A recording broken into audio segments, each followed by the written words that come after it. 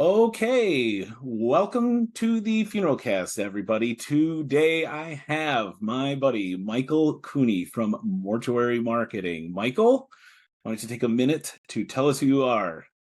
All right, what's up, Ben? How are you? We go way back. We both went to Worsham. We're both Chicagoland area boys. Brother and I started Mortuary Marketing about a year ago. If you follow us on social, it is the Mortuary Store. We do a lot of fun content that applies to funeral directors. I am a funeral director myself, and best known for my speed embalming. Just kidding.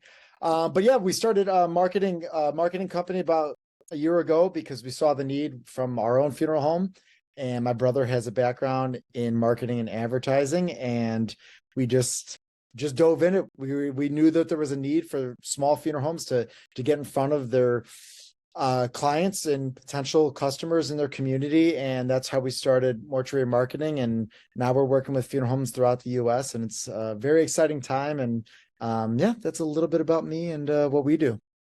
Well, you guys both grew up in funeral home families, right? So it's more than you're just a funeral director and then your brother has a background in marketing, right? Like you have an understanding of what it's like to be a funeral director from life experience. Yeah, I'm a fourth generation, so it's been in the family for a long time. We grew up, a mile away from the funeral home. We were there. It was our second home, so we know the ins and outs of a funeral home. We know the ins and outs of generations getting passed down and there being resistance, especially when it comes to change and new ways of doing things in marketing. And as both Ben and I know, the ways are changing of funeral service, and we're both big proponents of that because we think we can take it to new levels. And that's part of what we're doing with Mortuary Marketing, is trying to get funeral homes up with the time and really get in front of more people and bring them in the door so they can help their community and help people. Yeah, and I mean, as far as content goes on social media, you kind of undersell it a little bit. I mean, your guys' stuff is really pretty clever. I like the ones where you do like if a mortician was a sports team or a college or something like that. So it's really entertaining content for pretty much anybody who's in the funeral. And the other thing is like it's generally relatively classy too, right? I mean, I don't think you don't take it too far in the gross or low-hanging fruit kind of type situation, which I do have a discussion about that later on where I'm going to do that. Sure. Yeah, but no, we love doing it. It's more about, we like to have fun with it. It really stems from situations that we face being in funeral service, and it's like, hey, this would be a funny video. We all know what applies, and like all the little situations that you find yourself in as funeral director. Funeral directors are very specific to what we do. So we like to poke fun a little bit of that and just entertain, because obviously we know that it's a tough day in the life. Being a funeral director can be a challenge. And I think part of what we try to do is to entertain and to educate and just bring some energy into the field. And that's what our video is all about. And it's having a good time, and it's getting in front of people and showing, hey, there's different ways of doing things. And that's all that. Well, yeah, and it's just like, if people think funeral directors can't be like goofy, I mean, right. One of the reasons why I have you on is anybody who follows me knows that is for sure a thing. So No doubt. Person equally as goofy as I am, making that content. And then a hot plug for your store. Your designs are good, right? And one of my most favorite designs is the dinosaurs in the casket. T-shirts and hoodies available. Absolutely. You got to go and get your t-shirts and your hoodies and whatever else. We got to represent our industry. We have a lot of fun things, and we just do that. We don't really make money off of it. It's more for content and just getting in front of people and entertaining, because when you have friends that are funeral directors like we both do, like especially after being in it for a long time, it's great to have like those little puns and jokes with each other. And that's really what we do the store for, and all the apparel. It's just for a good time, really. Yeah, and it's great. And everybody I've shown it to is like, oh wow, it's clever. And who comes up with all your designs? I mean, I know that you source some of your designs from places, but are you the one that make it? Your brother, your sister-in-law? Who makes these designs? It's a combination. It's whoever thinks of an idea. We run through a lot of the prep room stuff will be me, because my brother Connor is not a prep room guy. He's strictly on the business and advertising. He's that mind, but I have a little bit of both in me. So the prep room stuff I'll do, and Connor's really good with bringing it into pop culture and like applying funeral service to different parts of life. And that's where we come up with a lot of the ideas. Yeah, love it. It's good. So if you are someone out there listening and you like funeral director stuff, whether you are one or you think t-shirts with caskets on them are clever, the Mortuary store is the place for you, right? And it's, yeah, every time I show it to somebody, they're like, wow, this is really good. And there's a lot of stuff in there too. I mean, there is a ton of stickers and mugs and shirts and hoodies and all that kind of stuff. Funny stuff. Exactly. Thank you. Yeah. Yeah, it's good. And the customer service is excellent. I should also add that when you're doing it. Come on, you're dealing with us. You know you're going to get the best. That's true, right? I mean, you are providing customer service to families all the time who need you. Yeah. Of course, you can dial it back to maybe 10% and still be top notch compared to your regular t-shirt store, so to speak, right? Isn't it the way it goes? I mean, as funeral directors, we're so accustomed to be going above and beyond for all of our families. It's like a different level when you look at other industries, in my opinion, because we are there for them every single step of the way, doing every little detail for them as much as possible. Even when it goes under the radar, we're still going to do that, because I fully believe that morticians, funeral directors just have the best hearts, because they want to help families. And that's what it's all about. And that's where that customer service comes from. And that's how so many businesses grow as funeral homes, is every family that comes in the door, they're going to treat the best they possibly can.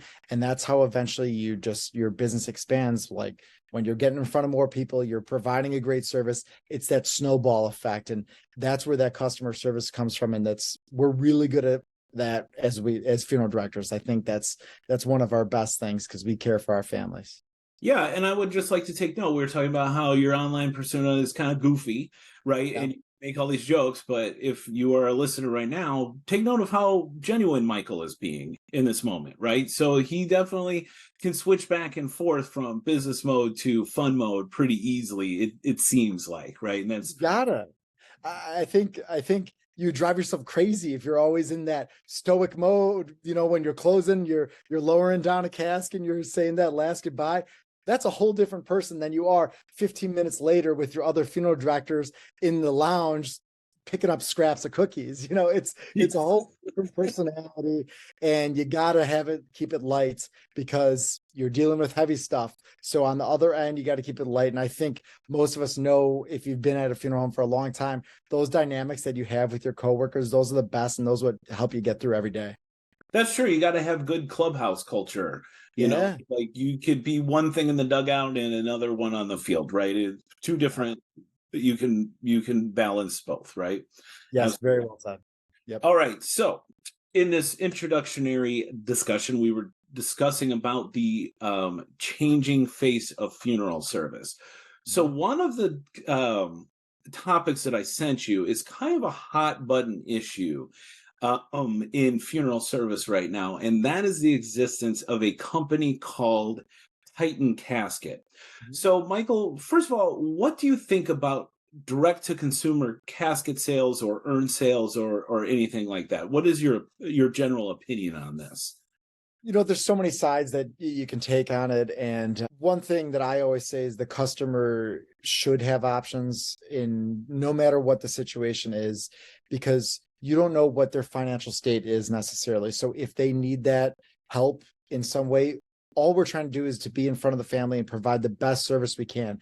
So I think from a business model, we should be doing everything we can to make our income and make our profits based on the actual service we provide, because that's where we can set ourselves apart. And that's where people are going to see value. To be honest, a lot of people nowadays aren't seeing as much value in those caskets. So I hear this all the time, or see these on comments on our videos, like, I can't believe you're charging X amount for a casket. Like, it's used for 2 days and then it's gone. Well, it's like, well, it serves a way bigger purpose than that. But it seems like over years, that purpose and that the value people see have diminished a little bit. So that's why I think as funeral directors, we got to focus on actual service. That's what we have to provide. As far as the caskets,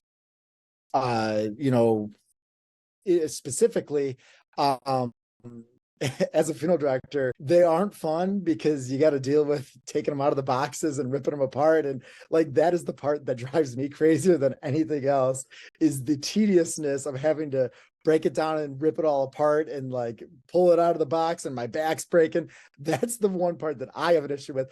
But as far as the family picking it, it is what it is, and we're going to provide the best service possible.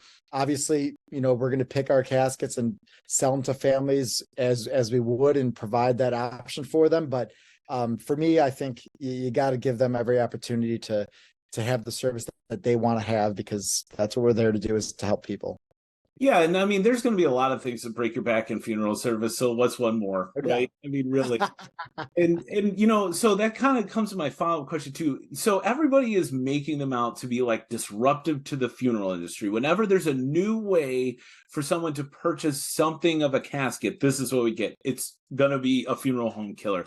It's going to be just like Costco 10 years ago, or whatever it was. Totally. Okay, exactly. So I just had a Costco casket today, and it was an awesome casket. I mean, this guy was a veteran. He was an Army veteran, and the casket was all black and it had the decals on it.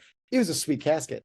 I mean, you're gonna get what you're gonna get from some places sometimes, but that was a cool casket. So sorry, Ben, keep going. I just wanted to no, that's exactly what I was thinking, right? Is that they're not as disruptive as everybody makes them out to be, because we've already had direct-to-consumer casket sales for close to a decade, right? As long as I've been in funeral service, people have been frightened of it. And it's probably because, as you mentioned, a lot of people get their money from merchandise sales as opposed to the service, right? I mean, as funeral directors, there are things that we can do that no one else can do because of our licensing, right? And sell caskets is not one of those things, right? I mean, sure, that's part of one of the things that we do, but it's not one of the things that is unique to us, right? As I already mentioned. So there's things that you can offer too. We're not a cookie cutter. We're not cookie cutter shops anymore. There are many things that you can do to offer to families that you can increase your revenue, whether it's, having lunches at the funeral home, or doing different services that you're able to expand upon what you can charge a family in the best sense, because we're doing extra services.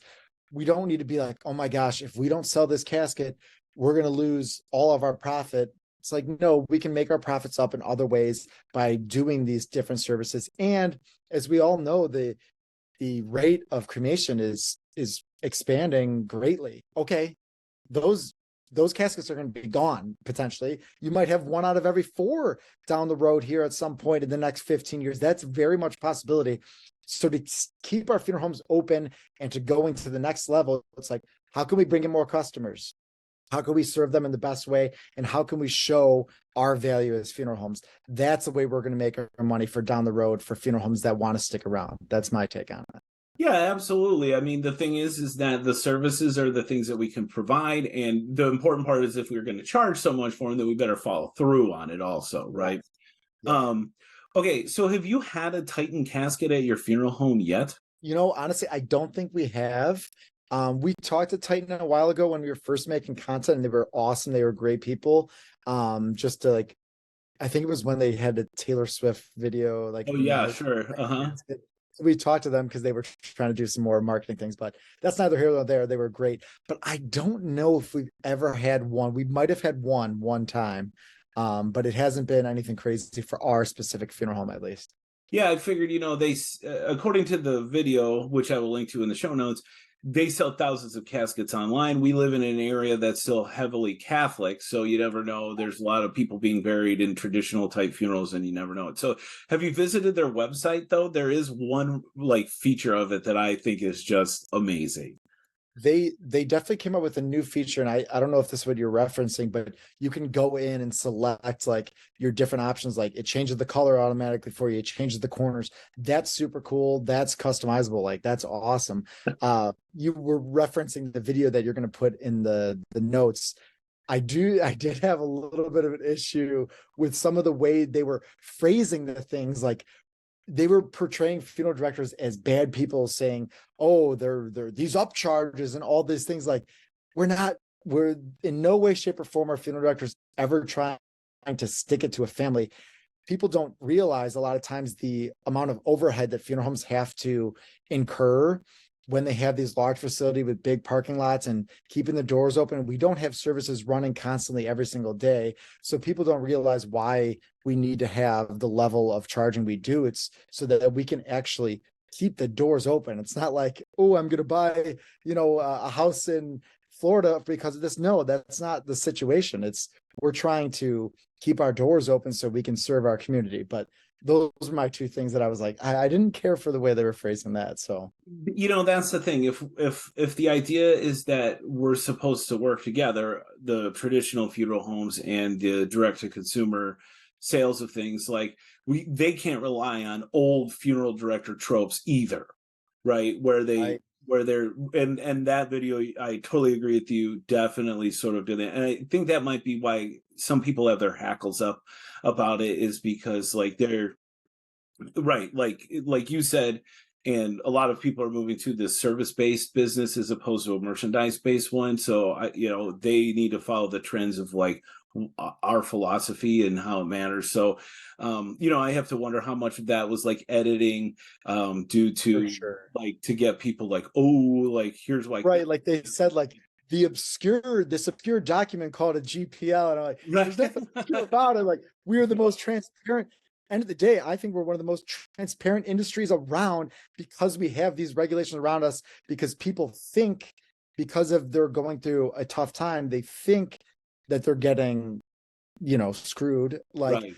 No. So that's why we have these laws in place, is like, we're as transparent as you want us to be. That's the way it is. And because it's federal regulations, right? Which, Titan Casket does have on their website, which I'm perfectly fine with. That doesn't bother me in the least, right? But yes, the feature I was talking about on their website is the design your own casket, right? So cool.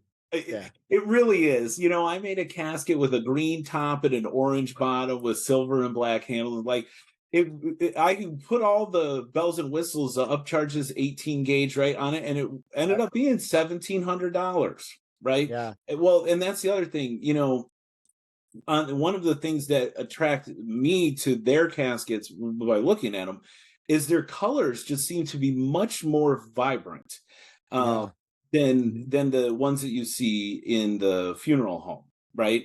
Those, I guess, new age versus traditional type mix, because traditionally you wouldn't want to have a vibrant loud casket, but now people are interested in that. Who maybe that's the reason. Yeah, I guess that's the thing, and I thought maybe, oh, this is just how the colors look on their website, but I haven't seen one in person, but I've seen people with them in videos, and then they had them in this video too. Boy, they really do look quite like they pop. Yes, they do. They definitely have a different sort of color palette than the kind of subdued ones that we see in the funeral home, which I like, because I think there's too much stuff in the funeral home that is like grandma's furniture, right? Somebody posted recently about the new like equipment they got for their showroom, and it looks, to me, the beers and all that other stuff, they look like my grandparents' TV set. So I appreciate a company that's going to be like, let's make this more jazzy, and that's all they're with. Yeah, no, that's a great point. And I think it'd just be funny to see one of those caskets in like, the old school funeral home that looks like it's from 1949. And then you got this like vibrant red casket in the front. Like, that's funny. That's funny to me. That's comical. Yeah, I love it. Like they had a farmer's casket. It's like John Deere green, just like this super green look to it. I'm like, it's just really appealing to me to have like some color splash to it, right? And Sure. the other thing is you have this funeral aesthetic that's like, oh, it's kind of dark and the room is going to be dark and all this other stuff. And then like, bam, you have this pop of color in it, and that's your casket. So Yeah. um maybe Total point. maybe what people should be thinking about is buying them and selling them in their showroom, right? It's like an attractive piece. I mean, as we know, we do end up burying people who are young and they don't necessarily fit the light blue or light pink or that kind of thing, and they deserve something a little bit more electric, so to speak. Yeah, I'm sure they have some sort of program that works with funeral homes somehow. I mean, if I was doing it, that's what I would do. But I'm sure they have something in place where we can do that, and so we could offer it to all the families. I'm sure that's something that would interest people. Just treat it like your normal casket distributor. Right. Just order some from them, 2 or 3, see how they sell, and if they sell good, keep them in stock. That's it. Right. Yeah. That's easy for me to say, though. I don't own a funeral home, so whatever. Talk to the guys about it. We'll see. Maybe we'll test the waters and see how it goes. Yeah. Yeah, if you do that. And the other thing is, have you seen them interact online at all, like with their customers?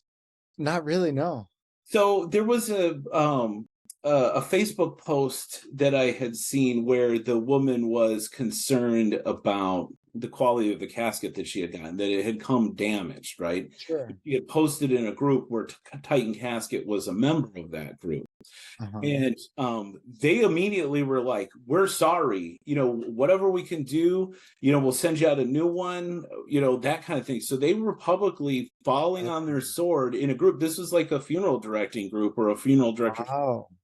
Where this woman had shared her own post where she had tagged them in it, and they immediately came to explain, like, hey, they didn't get mean, they didn't nothing, right? They were like, they took the blame. They said, we'll send you a new one. There you go, right? So they're It should be, yeah.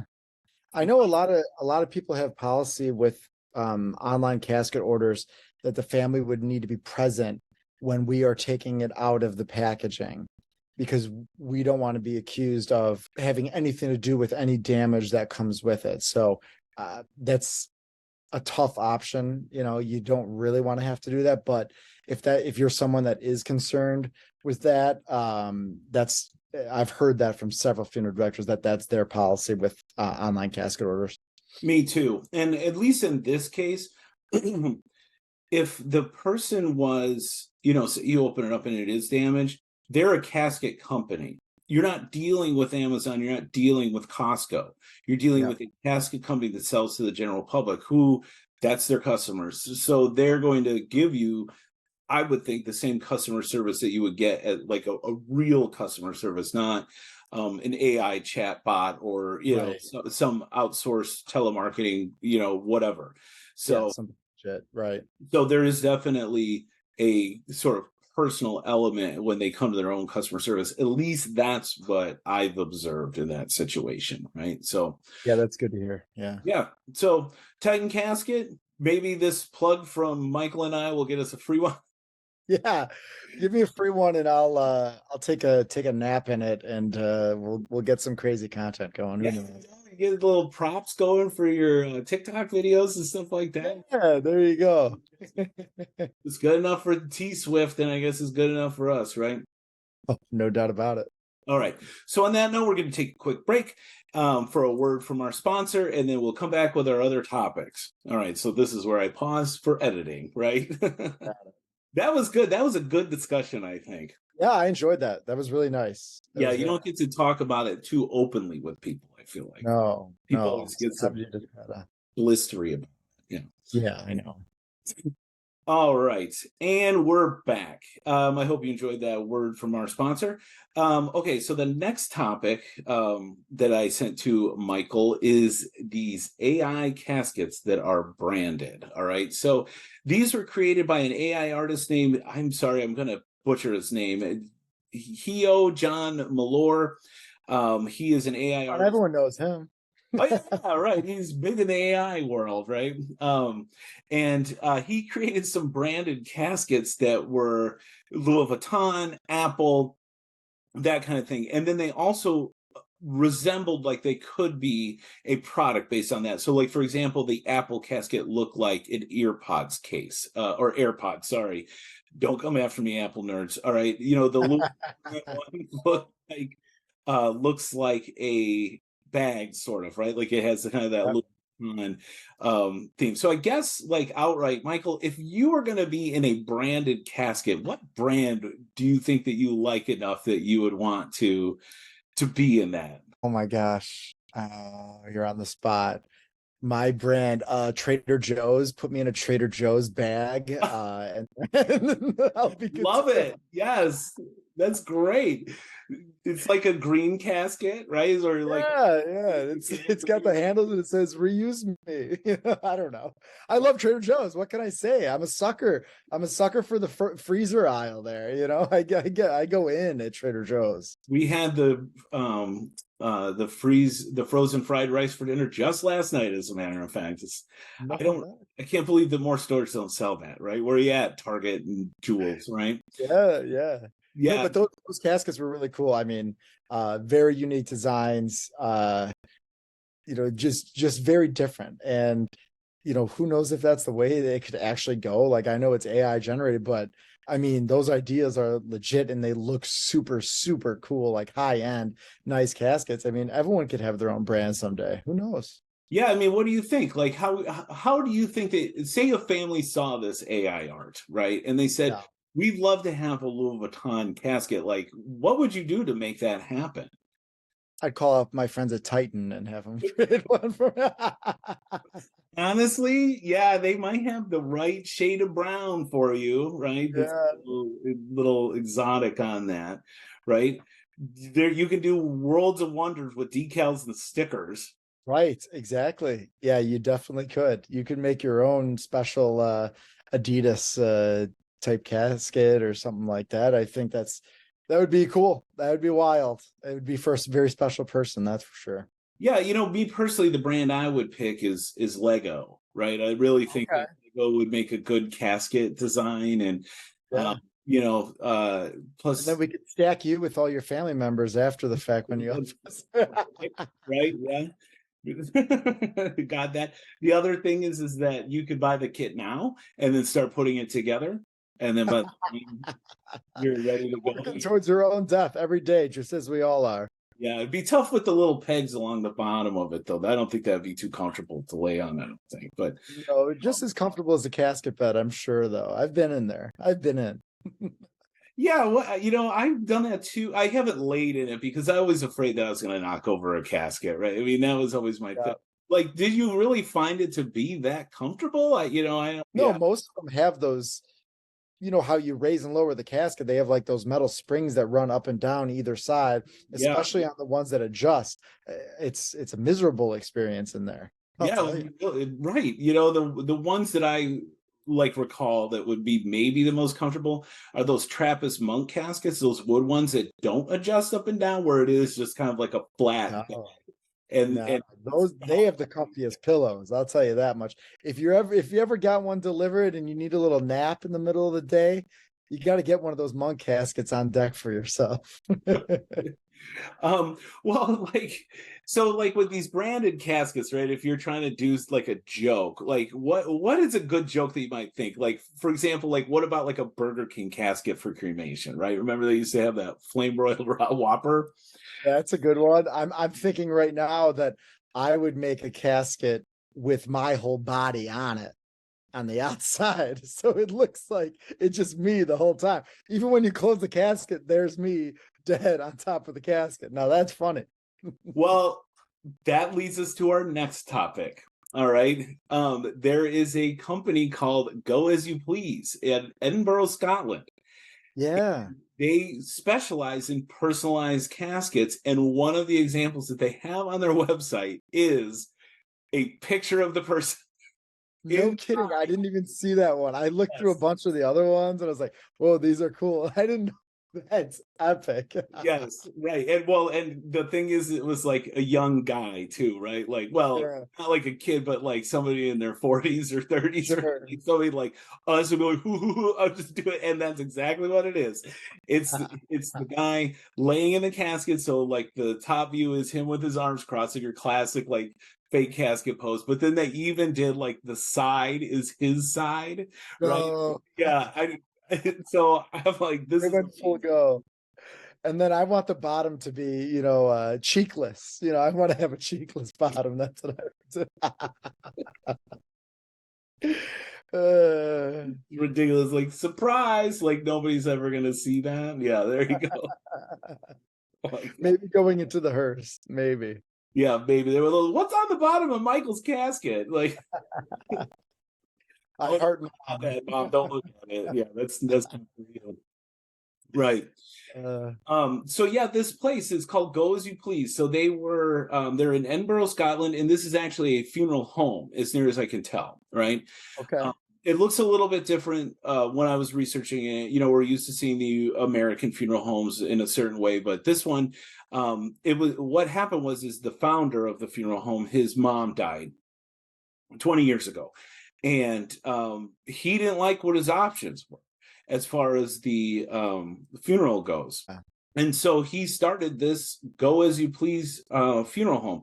Now they use the word bespoke a lot on their website. Are you familiar with this word bespoke? It's like kind of a Sounds like a Scottish term to me. so I see it a lot as a marketing thing, right? So I actually had to look it up because they used it multiple times. And I so saw it right in the beginning. I was like, that's an interesting way to start a page because what does that even mean? what does it even mean?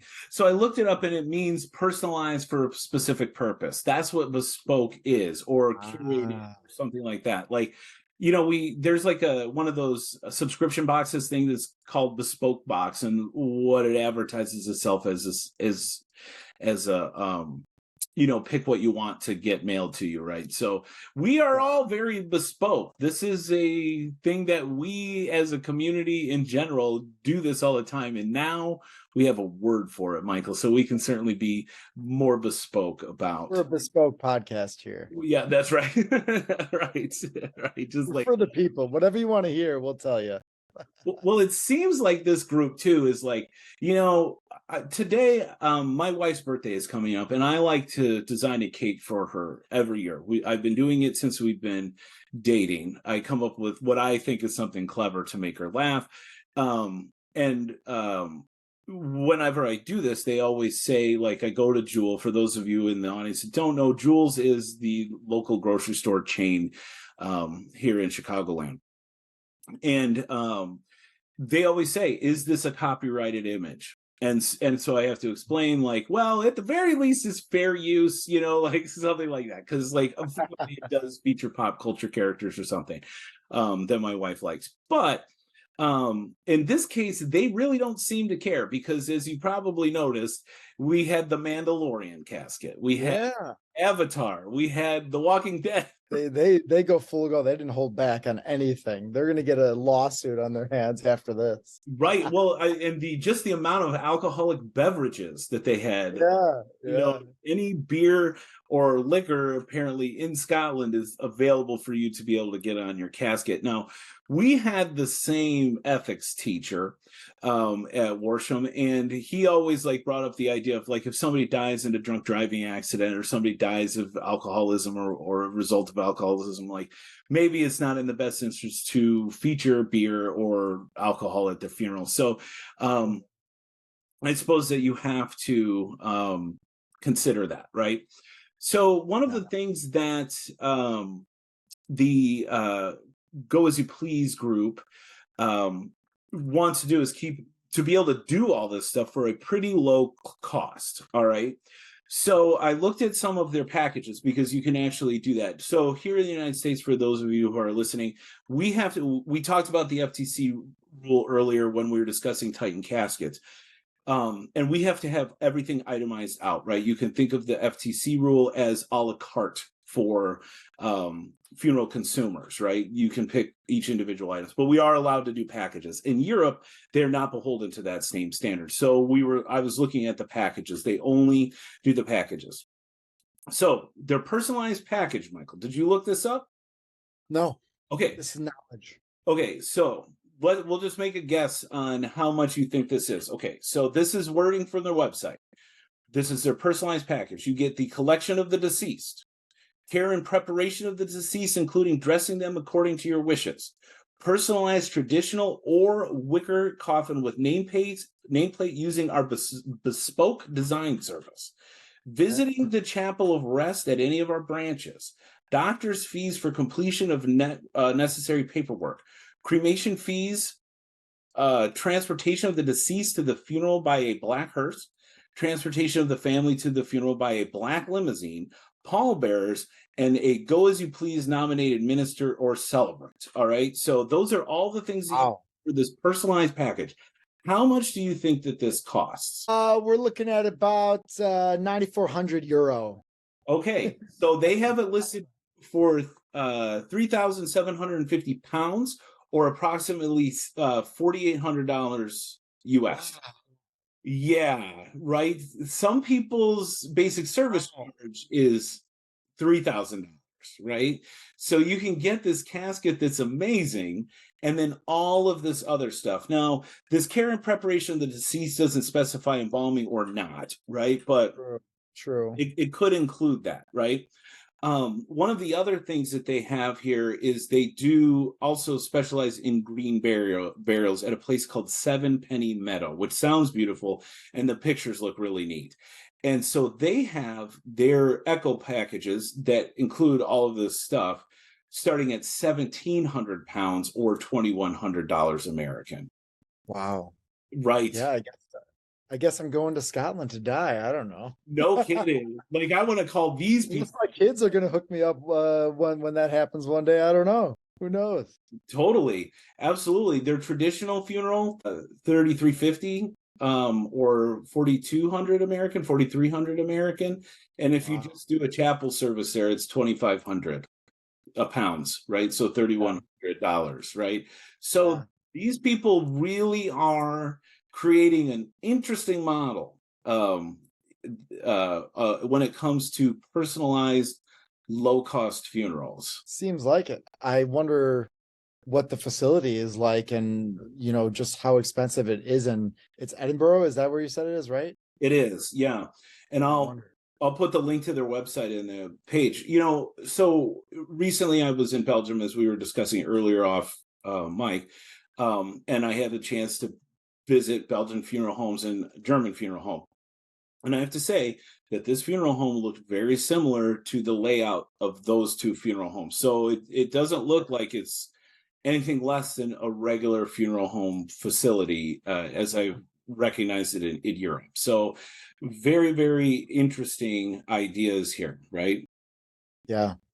So packages, I mean, that's a way. The packages are always like a nice thing. I enjoy when you have them just kind of spelled out in normal terms for a family, as opposed to making it difficult with them having to pick through your price sheet. I've always been a big fan of just saying, like, hey, this is what you have, these are your few different options, and it just makes it a little bit easier on a family, in my opinion.